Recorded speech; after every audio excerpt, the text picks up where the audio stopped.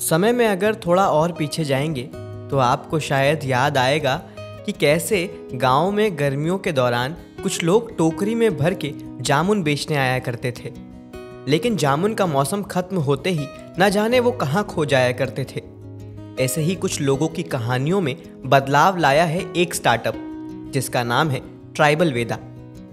उदयपुर और उसके पास के गांवों की आदिवासी महिलाओं का जीवन किसी संघर्ष से कम नहीं था।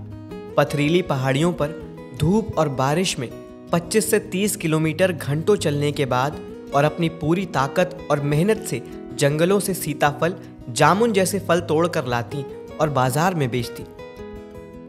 लेकिन उन्हें ना के बराबर पैसा मिलता, क्योंकि जामुन जैसे फल सीजनल होते हैं, यानी साल के करीब 1 से 2 महीने ही जामुन होता है और इन फलों की शेल्फ लाइफ भी बहुत कम होती है।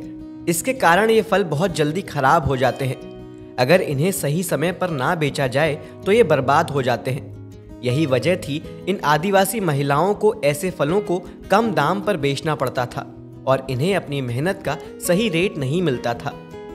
कभी कभार तो ऐसा भी होता है कि सारे फल ना बिक पाने पर इन महिलाओं को उन फलों को नाले में फेंकना पड़ता।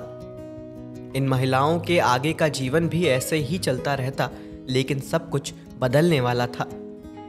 2017 में राजीव ओझा ने इन महिलाओं का जीवन बदल दिया और शुरू किया ट्राइबल वेदा। राजीव ओझा इन महिलाओं से इनकी मेहनत से जमा किए गए फलों को सही दाम पर इनसे खरीदते हैं और फिर इन फलों को प्रोसेस करके इनकी शेल्फ लाइफ कुछ महीनों से बढ़ाकर साल भर कर देते हैं और पूरे साल लोगों को इन फलों का आनंद और पोषण लेने का मौका देते हैं। उनके इस काम में उनका साथ देती हैं 24 गांवों की 1800 से ज़्यादा आदिवासी महिलाएं।